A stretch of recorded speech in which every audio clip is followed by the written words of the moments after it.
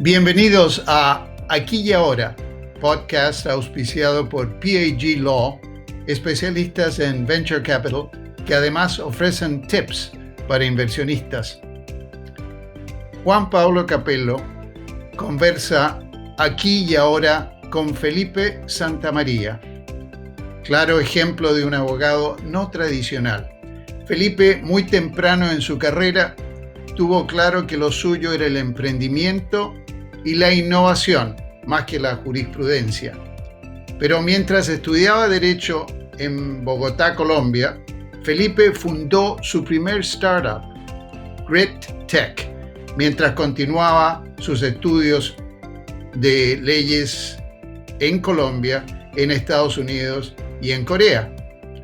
Actualmente, y después de haber fundado dos compañías adicionales, Agrum Colombia y Egeotech, Felipe Santamaría fue uno de los fundadores de Rockstart Latam, empresa aceleradora relevante en su tierra natal de Colombia. Rockstart cuenta con una red de más de 200 inversionistas locales e internacionales y, bajo el liderazgo de Felipe, un 75% de las startups de Rockstart en Colombia han recibido hasta el momento fondos en continuación al programa de aceleración. Con esto, Felipe se ha constituido en figura clave en el ecosistema colombiano y ejemplo para emprendedores en otros campos en ese país y en Latinoamérica. Con ustedes, aquí y ahora, Juan Pablo Capello y Felipe Santamaría. Bueno, estamos aquí con el gran amigo Felipe Santamaría. Me encanta hablar con los abogados no tradicionales, particularmente los que fueron un poco más valientes que yo y dejaron la profesión, o el ejercicio de la profesión a una joven edad. Felipe, ¿cómo andas? ¿Cómo te encuentras la cuarentena en Colombia? Hola Juan Pablo, muchas gracias por la invitación. Pues ahorita todos en casa, con los equipos en casa, pero bien, de salud bien y con buen ánimo. Oye, cuéntanos un poco, ustedes ahí en Rockstart, que es una de las aceleradoras más reconocidas tanto en Europa como en América Latina, ¿ustedes en Rockstart propio trabajaban siempre de la misma oficina o ustedes trabajaban remotamente antes de esta crisis? No, ese ha sido un cambio enorme que hemos tenido en esta época. Nosotros somos de trabajar juntos, unidos. Tenemos una oficina en donde están todas las empresas que hacen parte del portafolio del programa y ese ha sido un gran cambio para mí. Mis días, pues obviamente ahorita estamos conectados remotamente todos los días, pero claro, el cambio siempre se siente bastante grande porque ya no es presencial. Y por lo menos para nosotros aquí en Miami, esto era casi como un tsunami, ¿no? Que lo venías venir, esperabas que no iba a llegar, pero, o sea, tardaba un poco en que uno entrara en razón en lo que estaba por llegar. Tú, o sea, entiendo que en Colombia ha habido desde hace casi, no sé, 20 días, ¿no? Una cuarentena absoluta en el país. Ustedes en, no sé, principios de marzo empezaron a hacer algunos ajustes ahí en Rockstart para estar mejor preparados para una eventual cuarentena del tipo que estamos viendo ahora. Sí, realmente por algunas informaciones de otros países, sobre todo Europa, que ya estaba, cuando acá en Colombia estaba empezando, en Europa ya estaba pasando, estábamos ya muy alerta y prácticamente esperando que se decretara la cuarentena para todos. Nosotros la empezamos unos días antes, más o menos unos días antes me refiero a lo que el gobierno lo puso como obligatorio, lo empezamos 5 días antes. Y realmente desde los días anteriores ya estábamos implementando cosas de salud, de limpieza, más estrictas, pero al final sabíamos que esto iba a llegar. ¿Y ustedes cómo han hecho? O sea, en el portafolio de compañías, me imagino, ustedes tienen camadas ahí en Rockstart, como muchas aceleradoras, ¿no? Sí, tenemos batches. Cada año tenemos un batch de 10 startups. En este momento estábamos en la última fase con el tercer batch y bueno, nos tocó terminarlo remotamente y mandar a cada uno para las casas. ¿Y cómo fue esa transición? O sea, ¿qué herramientas, cómo han tratado de seguir apoyando esa cama, ese portafolio de compañías que venían asesorando desde hace casi un año? O sea, ¿cómo hicieron ese switch y qué tecnologías vienen palanqueando para hacer que ese switch sea lo mejor posible? Sí, pues las primeras 2 semanas fue duro, fue difícil acomodarnos, pero realmente creo que pues, los emprendedores todos estábamos muy alineados en que hay que hacer que las cosas pasen y nos tocó con este cambio adaptarnos. Entonces, pues mucha videollamada, estamos usando Zoom, Hangouts, todas las plataformas de videollamada muy recurrentemente, trabajando mucho en Slack, comunicación, digamos, con el equipo en tiempo real, como si uno estuviera pues ahí. Eh, ha sido duro, yo creo que ha sido duro, pero también yo era muy crítico a este tipo de formatos laborales, no me gustaban y no confiaba mucho en la productividad. Sin embargo, me está gustando para ciertas cosas, no 100%, pero creo que si el equipo está organizado y la gente está trabajando para objetivos, con el cumplimiento de metas y todo el mundo está alineado, creo que incluso la productividad en ciertos aspectos es mejor. Lo he empezado a sentir. ¿Y te parece eso un comentario importante?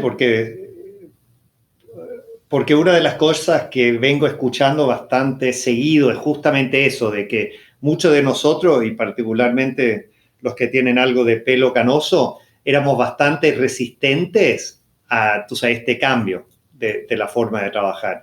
Y la verdad, en muchos aspectos te das cuenta que la productividad de la gente por lo menos no ha disminuido y de repente la gente hasta, tú sabes, más eficientes porque no están pasando 2 horas al día llegando a la oficina y volviendo a casa. ¿Te parece que esta situación va a cambiar para siempre?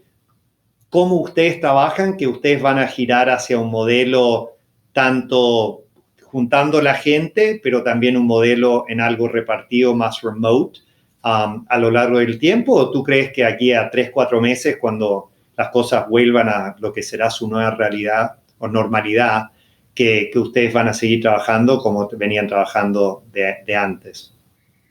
Esa es una muy buena pregunta. Yo inicialmente nunca creía, yo pensaba, y realmente Rockstart es un concepto donde hay mucha energía día a día, estamos todos ahí y eso genera unas sinergias se contagia la energía en todos y eso aumenta la productividad. Y creo mucho en eso, sigo creyéndolo. Con este cambio, pues perdimos eso y nos tocó reinventarnos en muchas fases, empezar a hacer webinars para capacitaciones en vez de workshops presenciales, empezamos a tener plataformas de ayudas, todo lo demás. Y creo que vamos a hacer un cambio y vamos a empezar a implementar muchas más cosas digitales y de trabajo remoto para los siguientes programas sin hacerlo 100% remoto, sin perder esa parte de comunidad y de realmente personal que tanto nos gusta, pero sí creo que hay herramientas que son más eficientes. Hoy en día soy creyente de eso, que son más eficientes por teletrabajo y la parte digital. ¿Y te parece ahí, porque Rockstar es muy conocida también en Europa, ¿te parece que esto facilita los vínculos entre Europa y las compañías de Europa que forman parte de la red de Rockstar y las compañías que ustedes vienen apoyando en Colombia? Claro, totalmente, toda la red. Nosotros digamos que pues mis socios están en Europa y ellos digamos que están encargados de la operación de Europa, yo estoy encargado de la operación de Latinoamérica, pero tenemos mucho contacto y pues desde hace muchos años estamos trabajando en remoto entre ellos y yo, pero como comunidad creo que nos ha servido mucho para fortalecer esa comunicación entre las startups y toda esa comunidad de emprendedores a nivel global, estar más conectados nos ha servido para cambiar ese mindset y empezar a pensar mucho más, oiga, no es necesario si queremos integrarlos o los colombianos vayan a Europa o los europeos vengan a Latinoamérica. Claro. Podemos hacerlo recurrentemente y eso ha sido uno de los grandes cambios y descubrimientos que hemos tenido en esta fase. Oye, y hablando como de lo que uno va descubriendo, obviamente, o sea, me imagino ustedes, el portafolio de compañías que ustedes han acelerado en los últimos años es alrededor de 30, ¿no? Sí, exactamente 30. Exactamente 30. Y me imagino, o sea, lo que yo estoy viendo, por lo menos en mi portafolio, que es un portafolio de más o menos 30 compañías, ¿no? A las cuales yo les he invertido y las voy mentoreando, tengo 2 o 3 que tienen la suerte de que estaban súper bien parados, que tú sabes, tienen modelos de entrega de comida a domicilio, ¿me entiendes? Plataformas onda como Zoom, que se ven muy, muy favorecidas. Pero la verdad, el otro 90% de mi portafolio, o sea, están enfrentando desafíos grandes y pequeños. Algunos, tú sabes, se le han bajado las ventas el 90% y otros solamente se le han bajado las ventas 20%. Pero todos se dan cuenta que el mundo se le está cambiando. Y que ellos tienen que cambiar su modelo de negocio, etc. ¿Cómo han sido las conversaciones que ustedes, me imagino, vienen como tratando de fomentar con esos 30 emprendedores para que entren en razón y que sean muy proactivos para posicionarse bien para lo que va a ser esta nueva realidad que nosotros todos vamos a estar enfrentando juntos aquí a un par de semanas o aquí a un par de meses? Total, yo creo que 100% ese ha sido el approach que tenemos que tener o que hemos tenido en esta cuarentena, en este tiempo de crisis. Repensar los negocios y realmente las conversaciones y el trabajo de estas semanas ha sido mucho enfocarnos y volver a las bases de, bueno, ¿qué estamos haciendo como empresa? ¿Para quién lo estamos haciendo? ¿Y cuál es ese valor real que le estamos entregando a esa persona? ¿Qué es realmente por lo que nos paga o por lo que utiliza nuestros servicios? Porque creo que cuando uno está en un momento que no es crisis o como veníamos, era vamos a crecer, sigamos creciendo, sigamos trabajando en crecer, tener mejores márgenes y seguir trabajando en eso, pero uno pierde un poquito de la cabeza esa conversación con el mismo usuario, ese por qué estamos haciendo las cosas, ese propósito de la empresa y esa visión. Y este ha sido un momento muy bueno para todas las startups y creo que las 30 startups del portafolio están alineadas en eso, en que es un momento de encontrar ese propósito y esa visión que tenemos como empresa para entender mejor a esos usuarios que queremos llegarle y encontrar las mejores maneras de entrarle. Creo que muchos de los cambios que hoy vamos a empezar a vivir o estamos empezando a vivir o vamos a empezar a vivir no tienen que ver tanto con industrias, salvo algunas excepciones que son ya muy marcadas que se van a afectar, no sé, los eventos. No va a haber eventos en un año y eso está claro. Pero el general de las industrias tech que hoy estaban, digamos, calientes, por así decirlo, no es que vayan a cambiar la industria, sino que va a cambiar los canales para llegarle a los usuarios, principalmente. Y eso creo que es una gran ventaja porque ya todas estas startups pues estaban pensando digital, eran digitales, estaban adquiriendo de manera digital, entonces los cambios se permiten porque no hay que replantearse su visión del negocio. Y eso hace que ustedes, bueno, 2 preguntas. Uno, ¿cuál es el proceso de entrar en esas conversaciones que a veces son conversaciones delicadas, ¿no? Con un emprendedor, porque todos sabemos que los emprendedores, o sea, se destacan por ser a veces un poco cabeza dura, porque es esa convicción que tienen muchas veces que que ellos han aprovechado esa convicción para llegar hacia ellos donde han llegado, ¿no? O sea, ¿cómo logras que los emprendedores estén abiertos para replantear de alguna manera sus modelos de negocio, si es que hace falta replantearlo?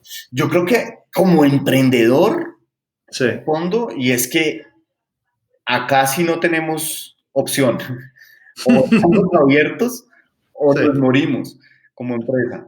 Entonces creo que también esta fue la crisis excusa perfecta para uno ser más abierto y decir, es que no es por la mía solamente, Sí.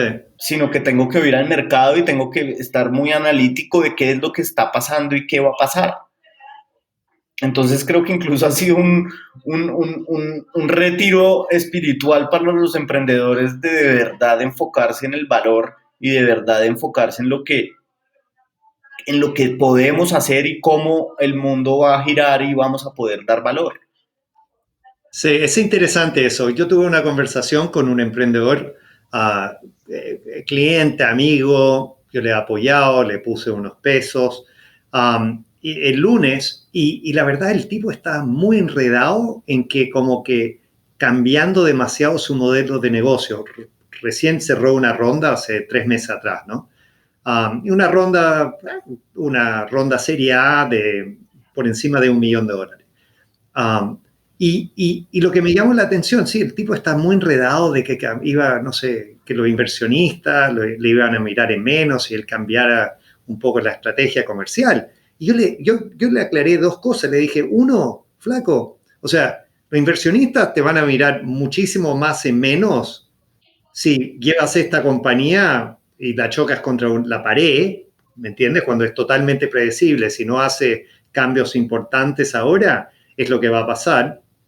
Y segundo, ¿para qué crees que todo, o sea, es casi como demasiado vanidad de parte tuya pensar de que los inversionistas están tan pendientes de lo que tú vienes haciendo? ¿Me entiendes? Hazlo, ejecuta bien y créeme que cuando ven los resultados en un par de meses van a salir a agradecerte y festejarte. O sea, sí, me parece que es curioso a veces que en nuestra industria que hablamos mucho de la disrupción y del cambio, a veces cuando nos toca hacer esos cambios difíciles, nos cuesta poco a veces pegarnos ese salto, ¿no? Sí, totalmente. O sea, yo creo que uno también se obsesiona mucho con su idea y se obsesiona mucho con su visión y quiere como convencer al mundo de que esta es la verdad.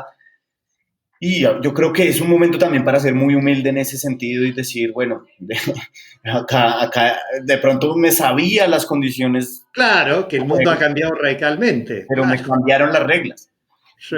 y me toca acomodarme. Yo creo que el buen emprendedor es el que se acomoda y el que lee rápidamente el contexto y logra sacar alguna cosa. Ahora, también hay el otro lado del problema, que también nos hemos encontrado con varias empresas con las cuales hemos hablado en estas semanas, y es, quieren disparar para todos lados a aprovechar el momento, es decir, están pensando en la métrica de este mes y no en su visión a largo plazo.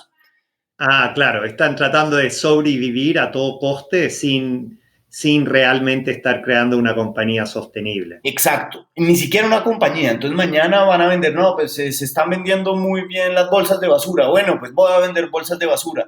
Y pasado mañana la carne, entonces voy a vender carne en mi plataforma. Y no están creando una propuesta que vaya. Yo creo que en lo que hay que encontrar ahorita y enfocarse en encontrar es en buscar esos productos y servicios que ahorita están empezando a tener sentido y que van a tener sentido en un futuro. Pero se trata de construir una empresa, no de recoger unos pesos este mes como podamos en medio de la crisis. Ya. Oye, y una pregunta, la próxima camada, la próxima generación de las compañías de Rockstar, ¿cuándo empieza el programa de ustedes? Pues estamos en ese proceso. Nosotros, obviamente, antes de cada camada tenemos que hacer fundraising, entonces ahorita estamos un poquito expectantes a ver cómo nuestros inversionistas toman este momento. Ya Claro. tenemos confirmado el 40% del fondo, entonces pues eso nos da cierta certeza de que podremos llegar al final. La idea original está en lanzar convocatoria en junio y empezar el programa en septiembre. Fantástico. Mira, mi pregunta va justamente hacia eso, que es, me imagino que un poco los criterios ante esta nueva realidad van a cambiar, ¿no? O sea, de repente el tipo de compañía a la cual ustedes están dispuestos a apostar hace 6 meses atrás va a ser un poco distinta al tipo de compañía que ustedes están interesados en apostar ahora. ¿Cómo, o sea, visto del punto de una aceleradora, cómo ha cambiado en los últimos, bueno, en las últimas semanas, ni siquiera en los últimos meses, en la última semana, un poco la perspectiva de ustedes en términos de las compañías a las cuales ustedes quieran apoyar? Sí, pues ahí es curioso, porque realmente esta crisis lo que ha agudizado es toda la digitalización de todos los productos y servicios, y lo que ha agudizado es esa industria global digitalizada, que en Latinoamérica de pronto estaba todavía un poco rezagada y todavía estábamos haciendo resistencia a que pasara. En ese orden de ideas, yo creo que los criterios, sobre todo de los sectores, en Rockstar no va a cambiar, porque ya veníamos trabajando desde hace 4 años en sectores digitalizados, en productos digitales 100% que pudieran ser escalables y por medio del Internet y la tecnología. Entonces creo que no, en ese sentido no cambiaría nada. Sí, obviamente hoy hay mercados más golpeados, es decir, vuelvo al ejemplo, si nos llega hoy una plataforma de eventos, Claro. miramos 2 veces porque no sabemos qué va a pasar con esa industria y es difícil de controlar. Y hay una tercera parte de la respuesta, y es que sí hay un cambio en el mundo del venture capital, pero ese cambio viene, creo que esto le dio el golpe final, pero ese cambio viene desde el año pasado con la crisis que se generó pues por las valoraciones altas, por todo lo que pasó con WeWork, por este tipo de cosas que cambió un poco la industria y el mindset del VC. Y hoy se está hablando mucho más de unit economics, de negocios que sí, obviamente crezcamos todos, porque acá lo que buscamos son negocios que puedan ser gigantes, pero pensemos en cómo esto puede ser un negocio y no simplemente en crezcamos a lo que dé, paguemos pauta y crezcamos en todo el mundo y después miramos cómo resolvemos ese tema de plata. Y déjame hacerte una pregunta, no 100% ligado a lo que venimos conversando, pero me parece un tema que sí le interesa a muchas de las gentes que nos están acompañando el día de hoy, escuchando esta conversación.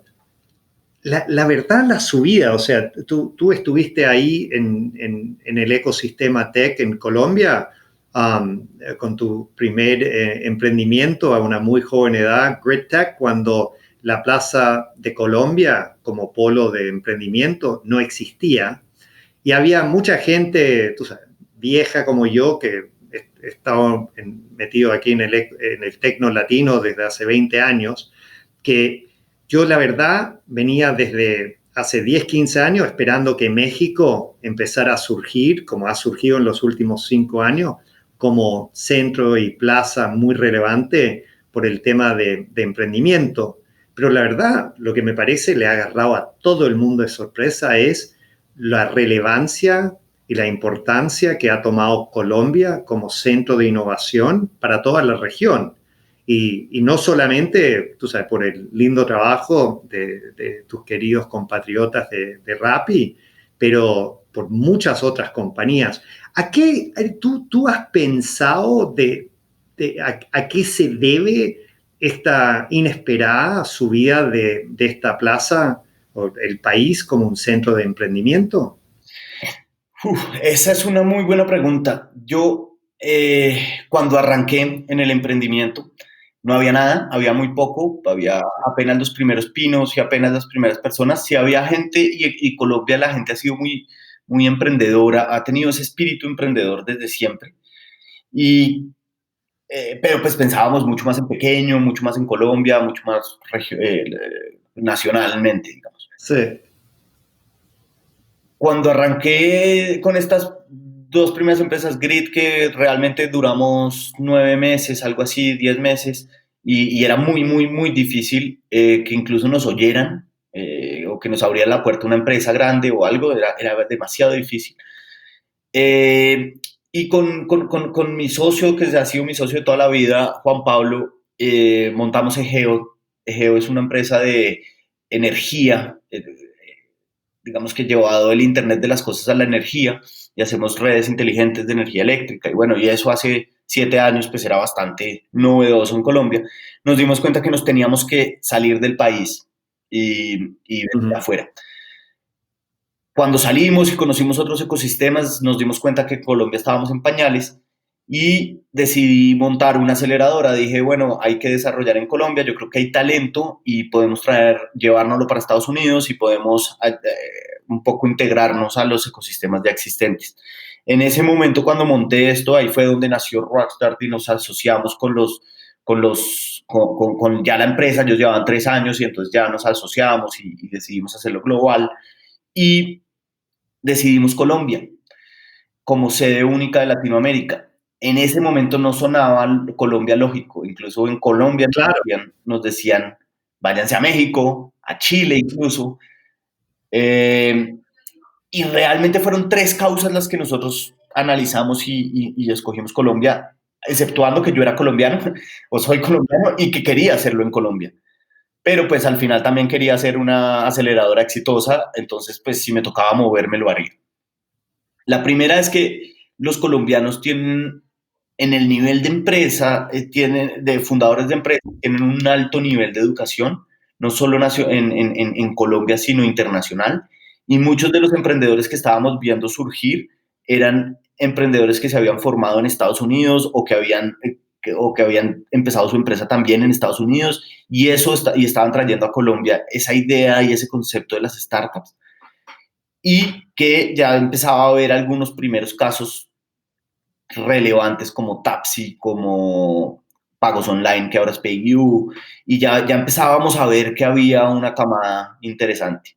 La segunda, obviamente por competencia, es que todo el mundo estaba mirando México y todas las aceleradoras estaban aterrizando en México.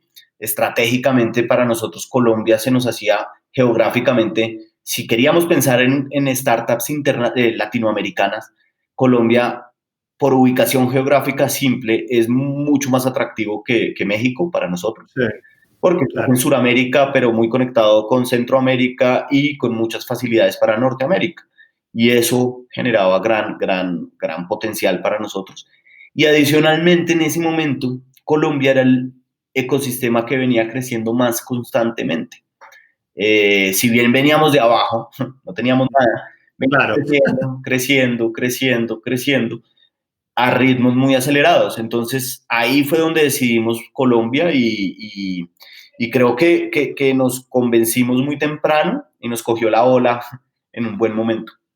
No, y el timing, o sea, chapó, o sea, la verdad es impresionante viendo cómo Colombia ha estado escribiendo historia en los últimos 3, 4 años y obviamente tú eres uno de los autores de esa historia. Oye, ¿te parece un tema que vengo pensando, pero no he tenido ocasión a preguntarle a alguien tan enchufado como tú en el ecosistema local?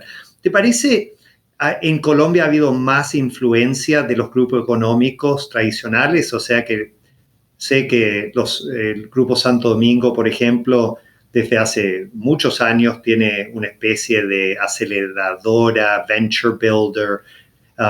O sea, ¿te parece que los grupos económicos tienen en Colombia un poco más relación con el ecosistema de emprendimiento que en otras plazas y que eso puede ser uno de los factores diferenciadores? Digamos que el Grupo Santo Domingo principalmente creo que es pionero en esto. Ellos vienen trabajando ya hace varios años, digamos que buscando y creyendo en este boom de las empresas y de las startups digitales, pero creo que hace mucha falta. Yo creo que ellos son la excepción. Realmente creo que ellos son la excepción y aún hoy siguen siéndolo.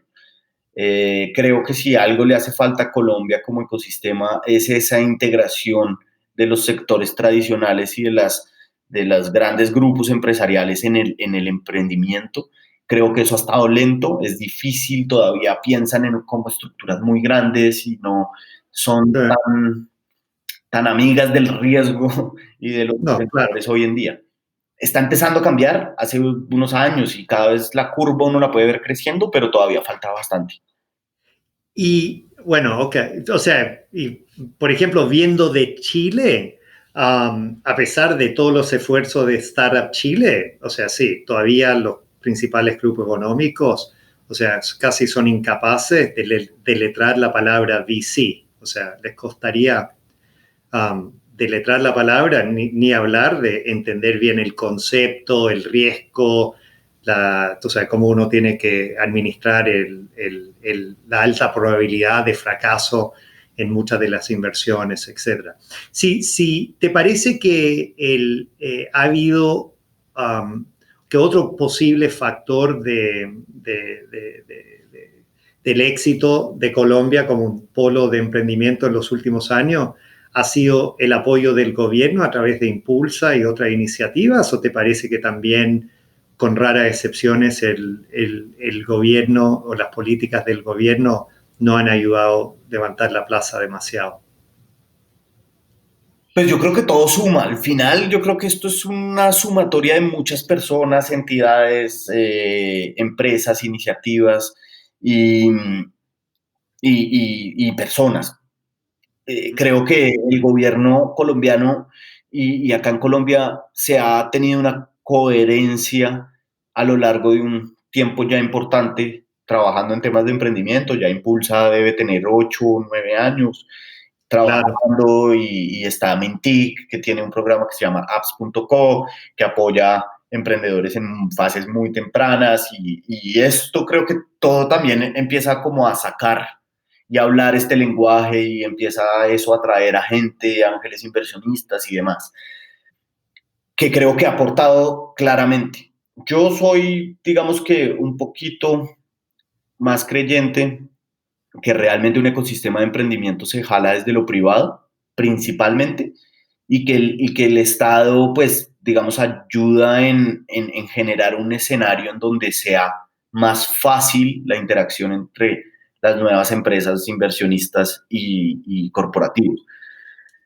Que creo que en eso podemos todavía tener mucho por mejorar acá en Colombia y aprender, pero creo que por lo menos el hecho de el gobierno estar trabajando en esto sin parar desde hace casi 10 años, creo que ha generado obviamente grandes incentivos, lo ha puesto en el top of mind de la gente como una de las rutas de desarrollo económico y social. Entonces creo que sí ha sumado. Oye, y otra pregunta acerca de la plaza local. En los Estados Unidos se comenta un poco del efecto PayPal. Y ese efecto es que de la compañía PayPal, que obviamente fue un éxito hace 15, 20 años atrás, de ahí salieron gente que habían trabajado en la empresa y fueron a constituir otras empresas. Por ejemplo, Elon Musk salió de PayPal y lanzó Tesla y algunas otras compañías. Jack Dorsey montó a Twitter. Reid Hoffman ha hecho cosas. O sea, mi pregunta es con estas compañías en Colombia que se han pegado el salto, han sido invertidos por inversionistas internacionales como SoftBank y otros a unas valorizaciones de los miles de millones de dólares. Uno ha empezado a ver un efecto PayPal en la plaza local en que gente que había estado cercanas a esas empresas desde un principio ya están fondeando esa segunda o tercera generación de empresas que les viene siguiendo. Totalmente. Yo creo que esa es la bola de nieve que va creciendo y por donde Colombia ha crecido muy bien. Creo que los emprendedores que han logrado hacer algo bueno internacionalmente con fondos de inversión o que han logrado vender sus compañías son muy activos en el ecosistema colombiano y eso genera que los nuevos emprendedores aprendan y tengan mentores y tengan como desde el día uno gente que les pueda aportar mucho. En Rockstar, digamos, nosotros tenemos una red de mentores que creo que el 80% son emprendedores con sus empresas, con sus rondas de inversión grandes y que aportan a los nuevos desde el conocimiento, muchas veces invierten y creo que ahí sí ha sido la diferenciación. Creo que ya está existiendo ese tipo de fenómeno con los ex Rappi por ejemplo, del equipo de domicilios, ya han fundado 3 o 4 empresas nuevas, diferentes, ellos mismos, o han fondeado otras. Tapsi, por ejemplo, también ha hecho lo mismo, creó una nueva compañía que es Te Paga, los mismos fundadores, muchos ex Rappi hoy están fundando compañías y están teniendo rondas muy grandes. Entonces, creo que ese ha sido un factor diferencial de Colombia para crecer y para desarrollar el ecosistema. Sí. Una cosa que me llamó mucho la atención cuando estaba metiéndome más en la cancha chica de los logros de Rockstar Colombia en los últimos años es que algo como el 75% de las compañías que ustedes han apoyado han logrado levantar fondos después de que hayan terminado su programa de aceleración. O sea, eso me llamó muchísimo la atención porque nosotros, por ejemplo, en Miami, en el Lab Miami, nosotros tenemos una especie de aceleradora Venture Builder, un modelo un poco más híbrido, pero déjame decirte que escuchando esa estadística del 75% de las compañías que hayan pasado por el programa han logrado levantar fondos, eso es un porcentaje altísimo. ¿A qué te parece se debe ese éxito de las compañías que han pasado por el programa de ustedes? Bueno, no, pues muchas gracias. Ese es para mí uno de los KPIs más importantes con los cuales estoy obsesionado en la aceleradora. Yo creo que ¿a qué se debe? Porque nos preparamos y trabajamos para eso.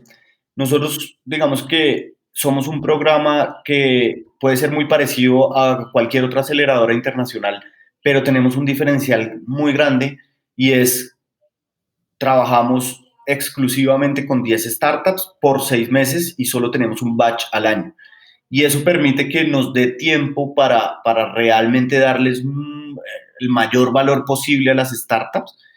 Y nuestro ADN está que cada vez sea más. Evidentemente el batch 1 pues fue nuestro primer batch en Latinoamérica, el batch 2 pues seguíamos aprendiendo, el batch 3 seguíamos. La idea es que cada vez sea mayor y que si no es mayor el porcentaje, sí sea mayor el monto recibido post-Rockstar y que sea 75%, pero con montos mucho más altos. Pero para mí ese es un indicador crucial para un emprendedor, porque nosotros podemos hacer planes, estrategias, mirar qué pueden hacer, cómo van a conquistar Latinoamérica con sus empresas, pero si no tienen financiamiento es imposible y creo que es una hero metric para cualquier aceleradora y que no todas están enfocadas en eso. No, realmente me saco el sombrero porque eso habla muy bien de ustedes. Y ¿de dónde han sacado? ¿Estos emprendedores en general vienen de Colombia o es una selección abierta? Obviamente el quien participa tendría que mudarse a Colombia porque es un programa de 6 meses. Sí, pues nosotros estamos abiertos a toda Latinoamérica y hoy tenemos en el portafolio compañías de 6, 7 países. Está México, Panamá, Honduras, Perú, Argentina, Argentina no hemos seleccionado, España y nos han llegado creo que 37 países en nuestras convocatorias. Evidentemente nosotros tenemos una mayor relevancia y el 30% de nuestras aplicaciones son colombianas porque pues estamos en el ecosistema y los emprendedores pueden visitar nuestra oficina y nos conocen, nos ven la cara y es mucho más fácil. Pero sí, pues es internacional. ¿Y ustedes tienen planes de expandirse fuera de Colombia? Tenemos, no, por ahora no, nosotros creemos mucho en la centralización y en hacerlo muy, muy bien, en vez de, hemos visto modelos que se reparten por todo el mundo y no nos gustan, por lo menos en lo que buscamos nosotros tanto. No, y tengo que decir que en los últimos 3 años el mundo ha llegado a Colombia a buscar oportunidades, o sea, es casi, si estás en Hollywood, no tienes que no tienes que viajar mucho si tu industria es la industria de cine. Exacto. Me parece en algo ha pasado en Colombia, de que el mundo viene a Colombia a tocarle la puerta, a ver la cartera para conocer los emprendedores, más que los emprendedores tienen que pasear por el mundo levantando la mano para que le presten atención, ¿no? Totalmente, y preferimos pues enfocarnos todavía en ser los mejores de Latinoamérica desde Colombia y creo que es mucho más difícil serlo porque mantener la calidad y todo, cuando uno se expande geográficamente es mucho más difícil. Sí, sí. Oye, muchísimas gracias por tu tiempo y yo sé que con un portafolio de 30 compañías en tiempos como estos, no es nada fácil. O sea, muchísimas gracias por haberme abierto el espacio el día de hoy. Oye, una última pregunta. ¿Qué mensaje le quieres pasar a los hinchas del Tecno Latino aquí y ahora para que mantengan el optimismo y la fortaleza en estos tiempos difíciles? Bueno, Juan Pablo, pues primero muchas gracias. Esta charla es siempre muy amena y realmente un gusto estar acá y gracias por la invitación. Un mensaje a todos, pues la verdad, y lo digo desde el corazón, yo estoy súper positivo. Creo que se vienen grandes cosas para la industria tech en Latinoamérica, muchas oportunidades y bueno, creo que incluso en Latinoamérica nos pasó una cosa y es que tuvimos que vivir este tipo de crisis para realmente que llegara el boom acelerado de la digitalización de muchos servicios y de digamos, toda la industria tech, pero creo que se vienen grandes cosas. Mi recomendación principal es estar muy enfocados en los usuarios, en generar valor, en realmente encontrar productos que vayan a tener sentido de acá a 3 años, 5 años, porque hay múltiples oportunidades y ahorita se están empezando a ver muchas nuevas. Entonces, creo que es un buen momento para ser emprendedor. Sin lugar a dudas, yo siempre digo, esto es el mejor momento de la historia del ser humano, emprender, y gracias a gente como tú, les estás dando a los emprendedores la capacitación y la inspiración necesaria para que logren sus sueños. O sea, muchísimas gracias, amigo mío.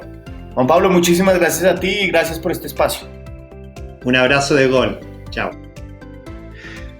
Este fue otro programa de Aquí y Ahora, auspiciado por PAG Law, especialista en Venture Capital. Hasta pronto.